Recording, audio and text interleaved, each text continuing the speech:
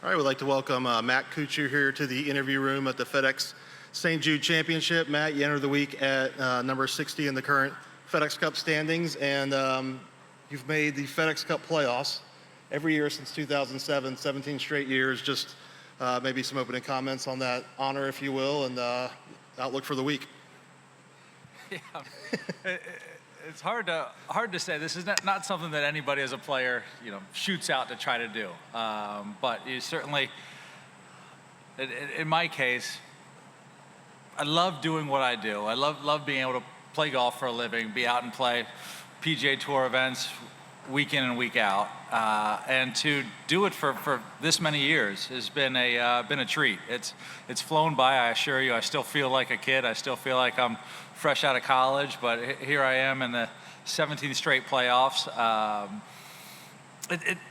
Today was nice. I had a bunch of players congratulate me in the locker room as I walked through. I was going, "Holy cow, that's really cool," and it hit home a little more when kind of had some peers say something. I think when I heard it basically through the media, I chuckled a bit at it because it's not a goal of anyone's to be in this position and make the streak. It certainly is a nice feather in the cap, but today to hear it from players was a great feeling. Kind of put a little more perspective to the accomplishment. Listen, I know that that there are a lot of young, great players out there that just haven't been around for this long. I expect them to certainly go way past 17 years. I'm probably just happened to be in that lucky sweet spot of timing from when I came along to when the playoffs began. There's only so many players out here that have that potential. So the pool of us is small. It's not like there's thousands of guys with this chance, but it still is a nice thing to go 17 straight years. I laughed originally at it was 17 straight years of keeping my job. I thought that's what we were supposed to do. But it's nice to hear, like I said, from the other players who say that's a cool deal to have done. And maybe just a couple comments on the state of your game and returning to TPC Southwind. I'm excited. My game's been good for a few weeks. I've hit a point in my career where it's harder and harder to leave the family. The family used to go everywhere with me, as most of you know. Now they've hit an age, the boys are old enough where they stay home and don't travel. And so when I do go on the road, I want to be productive. And I think now we know the top 50 is a major deal for next year. And so trying to kind of solidify that, I've played a few more tournaments than I maybe would have in the past. And I played the last 2 weeks and felt good about my game.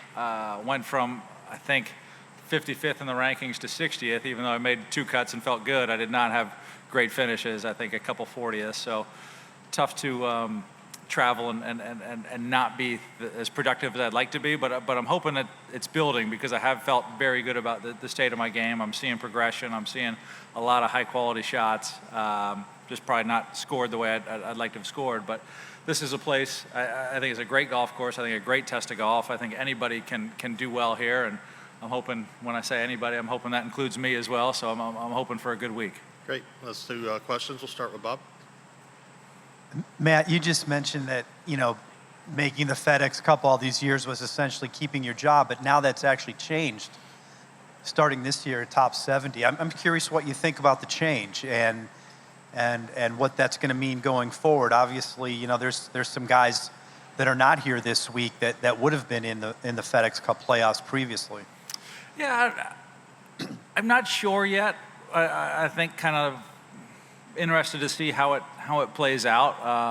Kind of knew the idea. Knew that this year the first playoff was top 70. Knew that the fall was not the restart of the new year.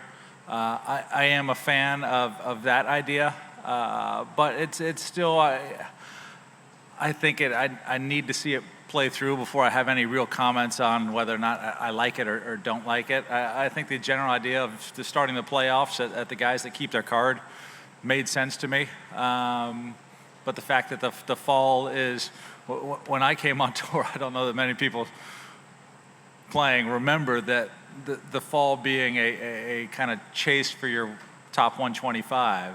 I remember there was a kind of a shootout between Luke Donald and Jim Furyk. I think it came down to the last tournament at Disney. I think Luke won the money title that year. Was one of those kind of feels like we're going back to that state where we have a tour championship, and then there's a fall that exists just as a moneyless title. But now it's a moneyless kind of keeping your job or not. You mic down to Doug, please.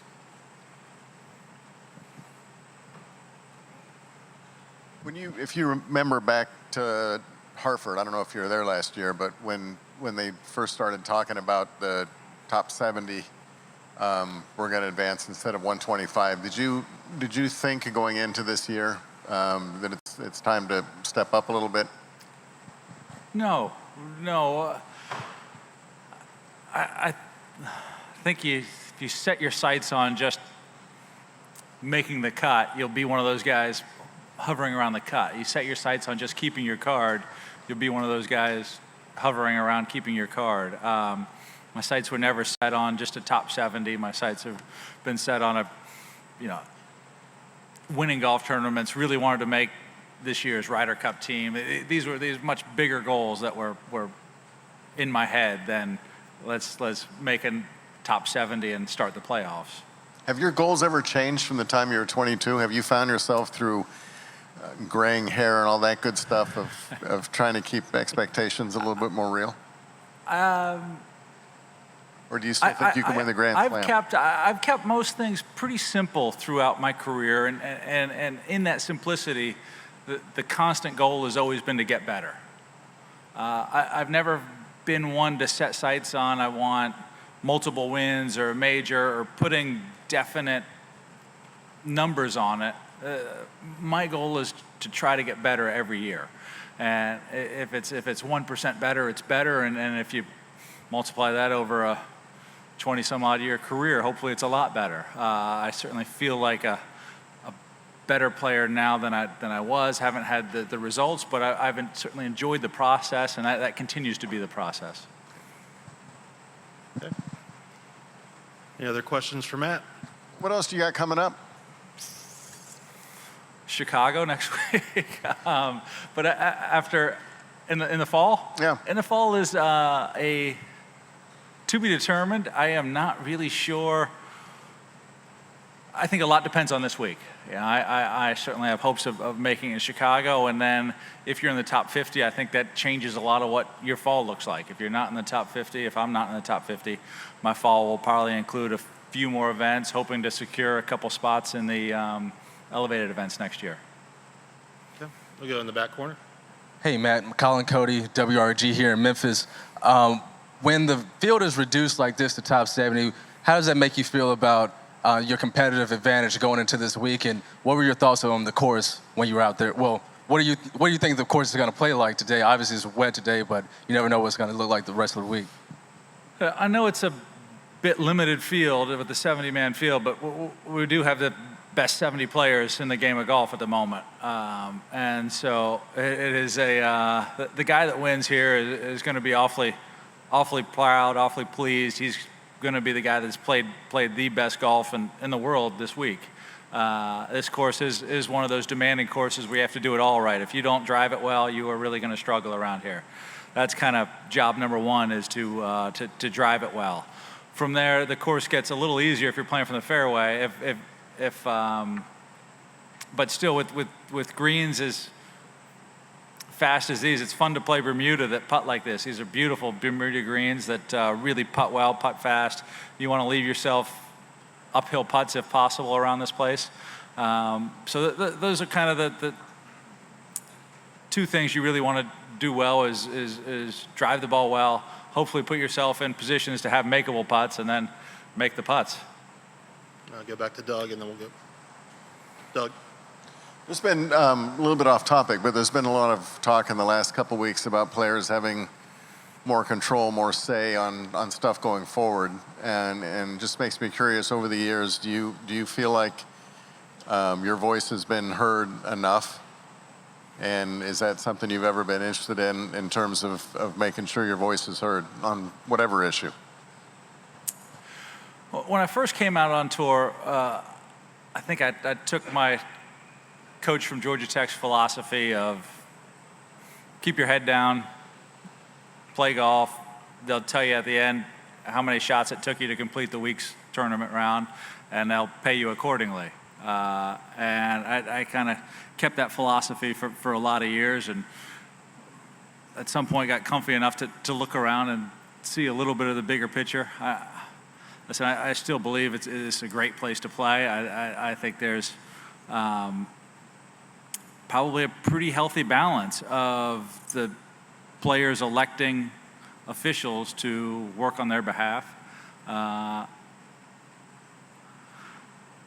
think everybody probably would have certain tweaks they would like to have in their favor. I think as a whole, this is an incredible tour, and it's an incredible system. I think so many people have such respect for the game of golf, and that everything is performance-based here. Still continues to be.